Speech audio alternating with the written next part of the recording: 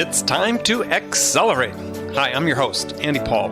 Join me as I host conversations with the leading experts in sales, marketing, sales automation, sales process, leadership, management, training, coaching, any resource that I believe to help you accelerate the growth of your sales, your business, and most importantly, you. Hello, and welcome to Accelerate. I am excited to talk with my guest today. Joining me is Scott Beebe. Scott is the founder and head coach of mybusinessonpurpose.com. Scott Beebe, welcome to the show. Andy, delighted, man. This is exciting. Happy New Year. Well, Happy New Year. Ironically, this is going to air in April, but it is New Year when we're recording it. And yes, Happy New Year to you as well. We were just commiserating about the fact that you live in South Carolina and you have to watch Clemson football saturate the airwaves night and day, and as an alum of UNC. So we don't know yet who's going to win the championship game, though I'm sure there are people listening that are rooting on both sides. So Right. So hopefully by the time this airs, then we will be clean in the free that Clemson has lost the game, and I'm teasing for all the Tiger fans. Well, I'm half teasing, I should say. Teasing, anyway. I would think state loyalty would override everything. It does. It does. All right. I don't have a dog in that fight, but it'll be a fun game to watch. So, so take a minute, maybe just fill out that brief introduction I gave you. Talk about yourself, how you got started, and how you ended up doing what you're doing today. Yeah, Andy. So I tell people that I've got a very, very nonlinear blueprint to how I got to where I'm at today. I'm a mutt. I grew up all over the country. My dad's an engineer, so we just followed the work, and then ended up going to the University of South Carolina in the mid-'90s and walked on the football team. It only played 1 year of high school football. Wow. And I don't know what the wild hair was. I found one little niche called the role of the deep snapper. And I had tried it in high school. I was really bad at it, actually, and barely lettered, hardly even played, honestly, my senior year of high school, which was my only year. And I found out they only had one player on the team that could deep snap, and Division I SEC schools would always travel to. And so my roommate was a manager, and he would bring footballs home at night. We'd practice in the cinder block dorm hallways. And for about, 6 months, practiced. Walked on the team, ended up making the team as a walk-on, played my first year. About 5 games in, the first string guy went out with his arm hanging out of socket. And so here I am in Baton Rouge at LSU, snapping the first football I'd ever snapped in a live game at an SEC game in Baton Rouge. And so on a punt or a field goal? That was actually on a punt. It was my first one to a guy named Eddie Kennison, who was the return guy who played in the NFL for 15 years or so. Wait, he was a punter? He was the return man for LSU. Oh, right. So I snapped it to our punter. Oh, they punted to him, right? Yeah. Kennison. And he ran down. Man, he gave me a juke, put me on my back, and it was just, what a fun ride. Ended up getting a scholarship my third and fourth year because our first string guy graduated and was next in line and earned the starting spot there. And so graduated there, ended up going to seminary out of the University of South Carolina in Fort Worth at a seminary out there, and graduated a theology student 3 years later while I was working in business. So I was actually working for a division of Thomson Reuters, selling reference materials to CPAs and CFPs while I was getting a theology degree. Right. And then left there to go work for Pfizer. So graduated in 2001, went to work for Pfizer for a few years. Couldn't figure out how to integrate faith and work. I was really wrestling with that. Then went to work for a church for about 5.5 years. Then went to work back for Pfizer for about another 6 years, and then was the executive director of a non-governmental organization working in Nigeria for a couple of years. And so 2 years ago, in 2015, we had this kind of internal coup go on with the board there, and I found myself, Andy, one day unemployed. I was 39 years old. My position was dissolved because 8 out of the 9 board members had resigned on the spot because of the issue they were dealing with. Right. And they were responsible for my role. And so they had to dissolve my role. And so I had a little severance. I invested half of it in a business coach, had never started a business in my life. Sure. And 2 years ago, we started the Business on Purpose platform, where we liberate small business owners from the chaos of working in their business. That's what we get to do every day. Well, so that's sort of a good segue, because the phrase you use, working in their business, is all too often you hear about entrepreneurs working on their business as opposed to working in their business. So, what is sort of this biggest challenge you think the entrepreneurs face today that they need to really address? I mean, the biggest issue. Andy, you and I talked about at the mid-cap level. So let's take these 10, 50, 100, $500 million companies. What you have a lot of times in those setups is you've got a full C-suite, right? You've got the CEO, you've got the CFO, the CMO, et cetera, all the way down. It's small business owners who are running revenues of $500,000 to $5 million, let's say, and these are nice-sized businesses. They're going to have 5, 10, 15 employees. You've got a CEO and then no middle band. Right. It's all gone. So your CEO plays CMO, CTO. I mean, the whole C-suite essentially is one person. And so the big struggle, the big challenge, and we've got clients who are 5 to 10 to our biggest client's a $50 million company, but we don't have many of those. We really do focus in on the $500,000 to about a $10 million range. Mm-hmm. And in a lot of those, they find themselves playing every role in the team. They're quarterback, center, running back, wide receiver, the whole thing. And so they're having to do it. They're having because they don't have cash flow to hire a bunch of people. And frankly, they don't want the headaches that go with it. That's why they remain the size that they do. But here's what I found. And I just had this conversation earlier this week with a guy who's been in business, very well known in his space. Mm-hmm. He's been in business in this industry for about a decade. He's got more revenue he knows what to do with, quite literally. He's got incredible influence. And I asked him one simple question. I said, do you know where you're going with your business? And he goes, like when? And I said, let's call it 3 years. Do you know where you want your business to be in 3 years? And he goes, I've never written it down. I mean, I said, I could talk to you about it for an hour, but I've never written it down. The one gap that I'm seeing over and over and over, Andy, is that small business owners don't know where they want their business to go. And I've been out in a boat in the middle of the ocean. And I'm telling you, I don't want to be out in a really nice, expensive boat out in the middle of the ocean unless I know where I'm going and I know I've got gas to get there. Because that is a dangerous place to be, both in changing conditions and also eventually when you're out in the middle of the ocean. We live right on the ocean. When you're out in the middle of the ocean, you're running out of gas. Man, that's not a fun place to be. No. And that's essentially what a small business owner is without a vision story written out. Well, so a couple obvious questions, at least obvious for me, that come out of that is first of all, this whole idea about where they want to be in 3 years, you really can't separate where they want to be from themselves and the company. Mm-hmm. I mean, it seems like those two really go hand in hand, especially, with an entrepreneur of the company that size. So that's one issue we're going to come back and talk about. The other one then too is you just mentioned this whole idea about the vision without a vision do you find that, entrepreneurs are starting business, don't they have to have a vision? I mean, what's driving them to start the business if not a vision? Yeah. So a lot of times what's driving them to start the vision or the business is what Michael Gerber would have called the classic E-myth, right? So you've got somebody who's great at, let's take you, Andy. So somebody says, Andy, man, you are a great sales guy. I mean, you're a great sales guy. You know what you ought to do? You ought to start your own sales training business. And you go, man, I should start my own sales training business. I ought to do that. So you get into it. You love sales. You love training. You love business. You love all of it.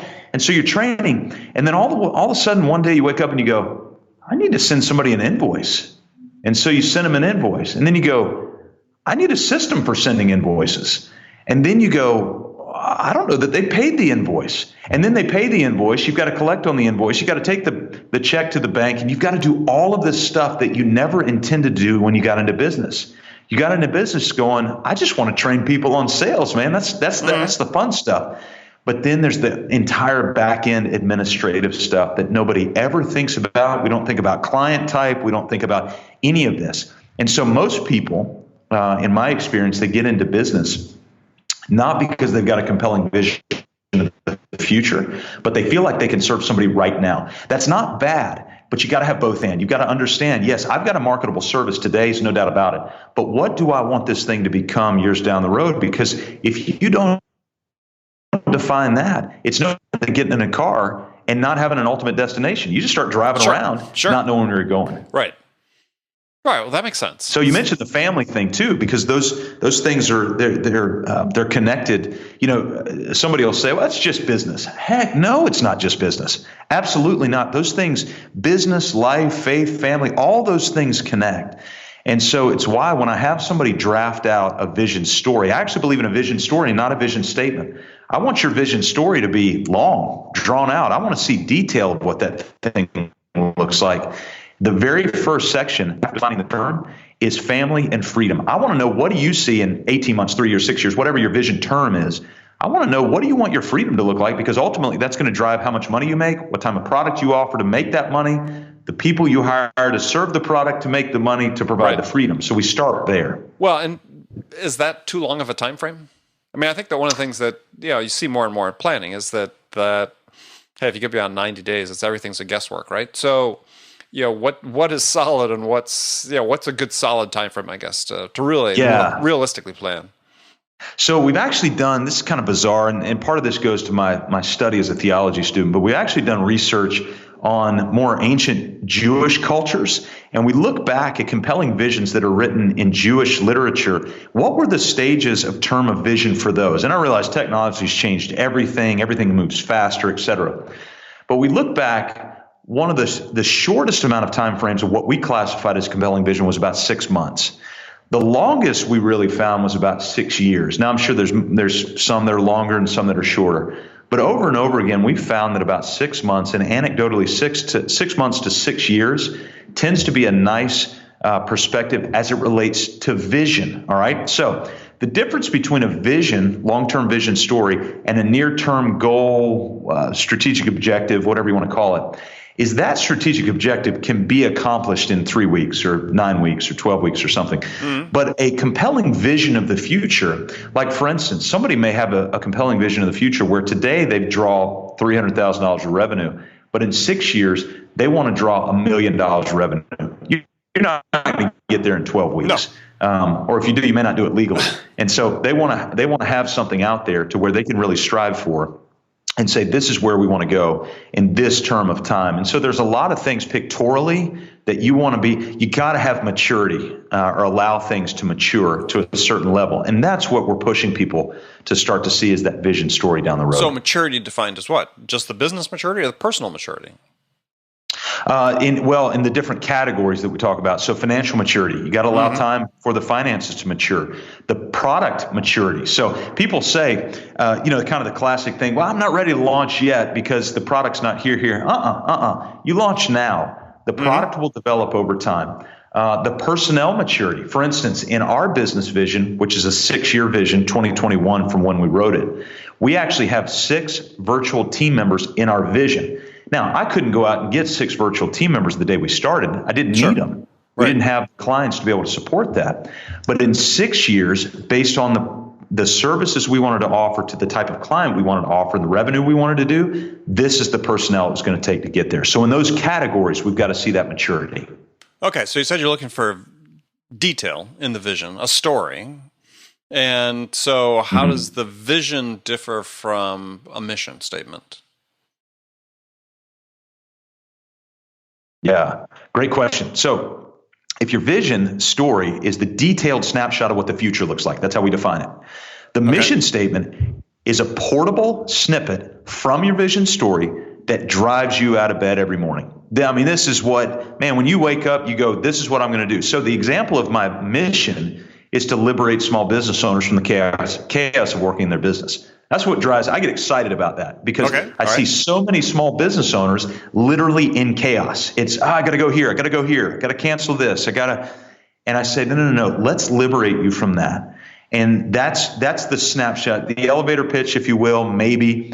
But the vision story is when I sit down with my team like we did Monday morning and I say, all right, guys, let's recalibrate. Remember, in about 4 years, this is where we want to end up. And so they've got this snapshot of the future, but now they know from the mission statement what drives us out of bed every morning. It's a portable phrase to take with you of what you see in the vision story down the road.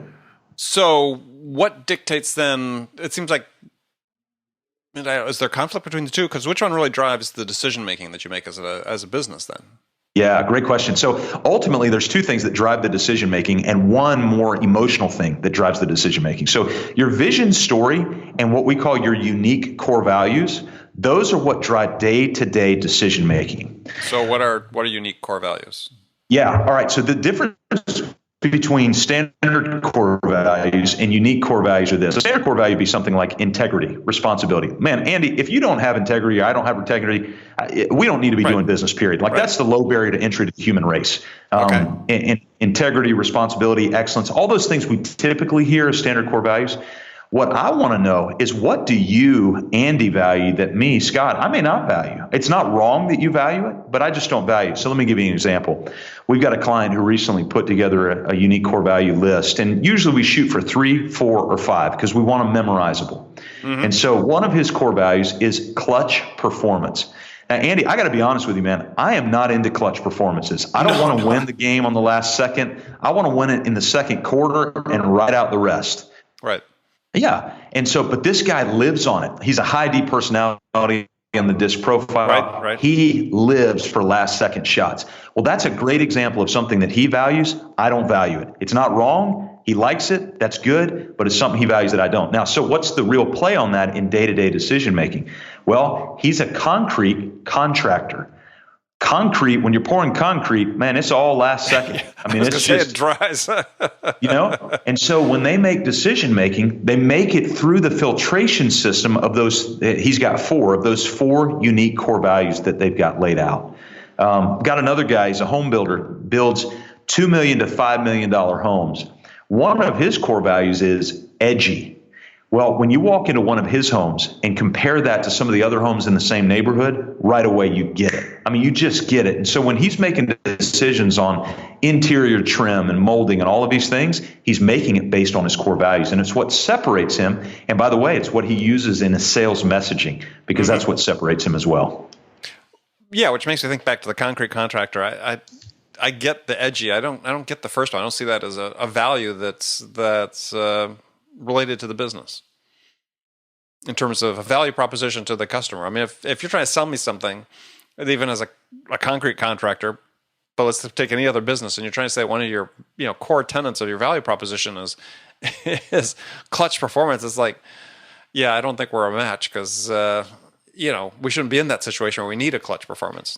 Well, here's where it fits in his world. He deals with general contractors all day who live and die by deadlines. I mean, they live and die by deadlines. In fact, they're both bonused, incentivized, and also penalized based on the deadlines met or not met. And so what he's telling his customers in a sales messaging from the concrete standpoint is, we live by clutch performances. When it's time for us to be there, we will be there. We're not going to be sitting there waiting for you for 2 or 3 days. When you tell us to be there, if it's last second, we're going to be there for you. And so it's actually resonated really well from a messaging standpoint. But you bring up another great point, Andy. See, if he were to sell to you, you would go, the statement you made was, we're not a match for each other. That's the other thing your unique core values need to do. If somebody sits down with this home builder and says, ooh, he values edgy, I don't know that I value that. Perfect, because you're not a great client for him.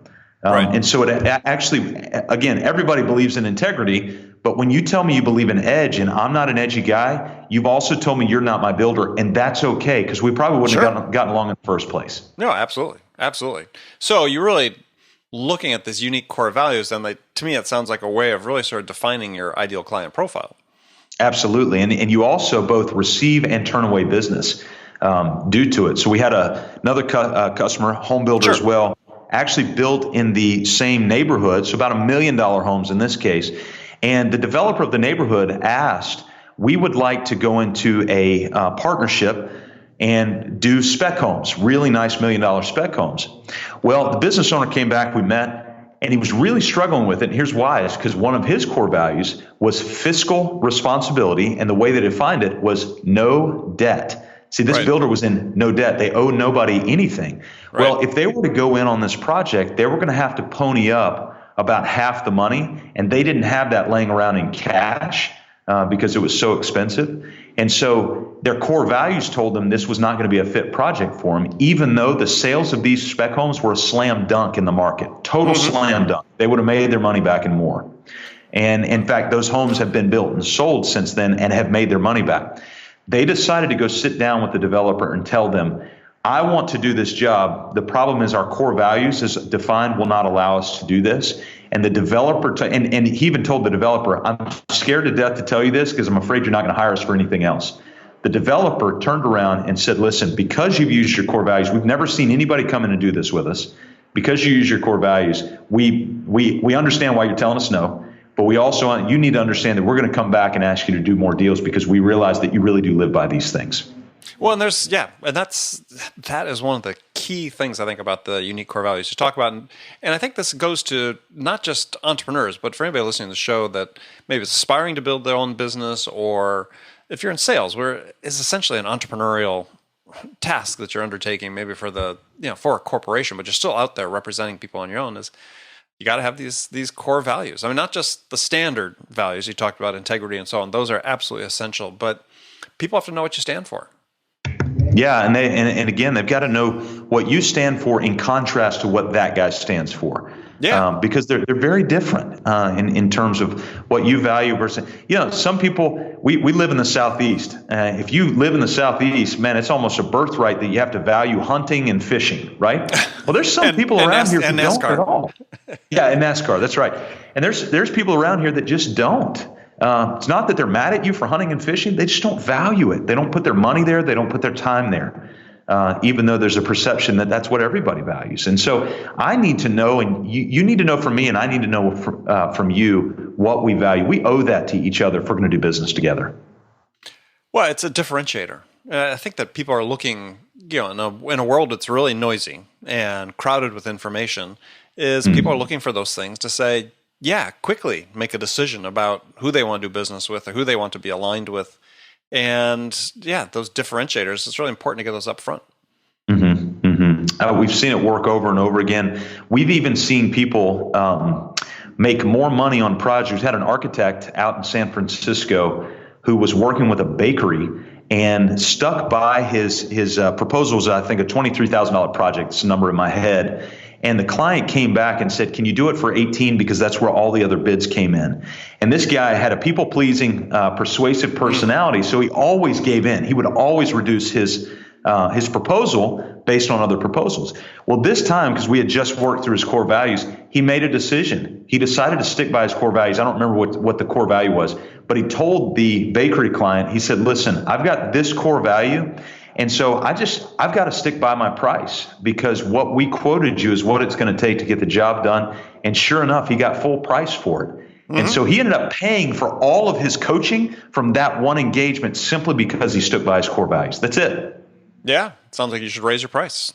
It's just so fun to see those success stories come out when people actually they abide by what you coach them on, Yeah. Yeah. Well, I think as somebody, and I coach people as well. I mean, it's always gratifying when people write back to you and say, yeah, it worked. I did what you said and it worked. But I mean, I think the same thing is true of people in sales is, when you sell something to somebody and they put it to use in their business and it works, that's why you keep on doing it. Yeah. And I think the unique core values and the vision are especially important in sales because there are so many times I worked for Pfizer for eight years total, I think it was, in the sales realm. And there's so many times you can compromise value in the sales world because you don't have somebody looking over your shoulder all the time. It's not the way that you maintain widgets or whatever. That's very methodical. It's very automatic. But selling is maneuverable. It's all over the place. And so you may not necessarily have guidelines where your core values, what I tell people about unique core values, they're the curbs along the side of the road you're taking to get to your vision. The core values are there to kind of keep you on the road. Now, you can jump your core values if you want to. You just better make sure you know where you're at. If you're in the middle of Texas and there's a pasture out there, man, feel free. Jump your core values. That's all right. But if you're going over the bridge to Hilton Head near where I live, you better not jump the curb or you're going to die. And so you need to know where you're at when you decide to violate your own core values. Well, yeah, which raises the question is what would be the situation that ever justify abandoning your unique core values? Yeah, sure. So let's go back to the client that has fiscal responsibility as his core value, as is defined by no debt. Mm-hmm. You come up with the situation to where they're in a pinch, the economy's gone south, and there simply is no other way. They have to borrow money to meet cash flow or payroll. I mean, or the business goes out. At that point, you got to look around and go, okay, what's the damage if we violate our core value in this situation? Damage isn't that bad. Let's violate it. Let's do it in this situation. So again, that's why I like the idea, the metaphor that core values are curbs, because you can always jump curbs if you need to. But just know you're going to do some damage when you do it. You just need to figure out what's the damage that's going to be done. And if it's minor damage, fixable, okay, then you can do that, Okay. All right. So, Scott, we're coming to the last segment of the show. I've got some standard questions I ask all my guests. Yeah. And I'm sure, with your experience, you're more than capable of answering these questions. So the first one is a hypothetical scenario. You've just been hired as a VP of sales by a company whose sales have stalled out, and they're looking to do a sales reset, sales turnaround.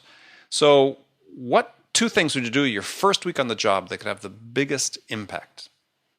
This is going to sound like a broken record. The very first thing that I would do is vision, mission, values together. I want to know, where do you see this division in X period of time? What is the term of that? And we need to articulate the details of what that looks like. We need to give a one sentence, again, portable statement that's going to motivate salespeople to get out of bed in the morning. And we've got to create the barriers along the way. So step number one is the vision, mission, values. Step number two is I would mandate that we have what I would call a meetings map in place. All right. So the second most important thing for any business to have in place next to their vision, mission, values is their meetings structure. And here's why. It's because if you don't have a solid meeting structure in place and you don't have solid agenda and the right participants, meeting costs, all that kind of stuff in place, then your means of communication becomes unpredictable. Unpredictable communication leads to micromanagement. And so if you've got a predictable question like, hey, how are you coming on your sales goals? That's a predictable question. You should be able to ask that question. And you ask it at a predictable time, the weekly sales meeting, you're good. You're not a micromanager. If you ask a predictable question, how are your sales goals coming, at an unpredictable time, Thursday afternoon at 2:24, now you've tensed me up as the sales guy. I wasn't expecting it. I don't even know why you're asking it. And all of a sudden, I feel like you're micromanaging me. The flip side of that is if you ask an unpredictable question at a predictable time. For instance, hey, what do you think your 2018 sales targets are going to be? Whoa. That's an unpredictable. I don't even know how to answer that at this stage of the game. Okay. Now that feels like micromanagement to me. And so your meeting structure provides communication, culture gets built through that, accountability gets managed through the meeting structure. And so those are the first two things that I would say: vision, mission, values, and have your meetings structure in place. Okay. All right. Good. So more rapid fire questions. You can give me one word answers if you want. So when you, Scott Beebe, are out selling your services, what's your most powerful sales attribute? Yeah, I love this question. So persuasiveness, hands down. You're probably a fellow I am too. And so persuasiveness. Okay. Who's your sales role model? Zig Ziglar. Just to listen, I still listen to him on podcasts. Obviously he's passed away, but on the Zig Ziglar podcast, I still listen to him because he's just so influential in my mind. Okay. So what's one book every salesperson should read? So I really wrestled through this question because I think this is something that that there's sales books, but this is not a sales book, and it's actually a very recent book I just read. Is Phil Knight's Shoe Dog? Right.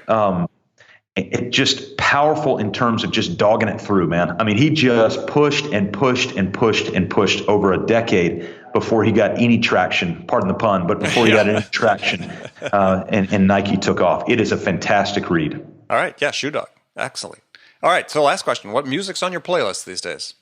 Yeah. So one of my favorite is Amos Lee. I think Amos Lee is just a chill, laid-back guy, and he actually did time at the University of South Carolina. So he's one of my faves. Oh, he did? I didn't know that. Just a little bit. I don't know that he graduated, but between him and of course, we got to pull for Darius Rucker. He's a hometown boy. So he's hometown. He's hometown. Yep. I've seen Amos in concert a couple times. So wow. Yeah. Amos Lee is my guy. All right. Excellent. Well, Scott, thank you very much for joining me. Tell people they can find out more about you and connect with you. Yeah, absolutely. Just head on over to mybusinessonpurpose.com. And we've got tools and resources and all kind of stuff. And if you want to read more about vision, mission, and values, you can go to 4stepstobusinessfreedom.com. It's all spelled out all in words, 4stepstobusinessfreedom.com. Okay, excellent. Well, again, thanks, Scott. And friends, thank you for spending time with us. Remember to make it part of your day every day to deliberately learn something new to help you accelerate your success. And easy way to do that is make sure you don't miss any of my conversations with top business experts like my guest today, Scott Beebe, who shared his expertise about how to accelerate the growth of your business. So thanks again for joining me. Until next time, this is Andy Paul. Good selling, everyone. Thanks for listening to the show. If you like what you heard and want to make sure you don't miss any upcoming episodes, please subscribe to this podcast on iTunes or Stitcher.com. For more information about today's guest, visit my website at andypaul.com.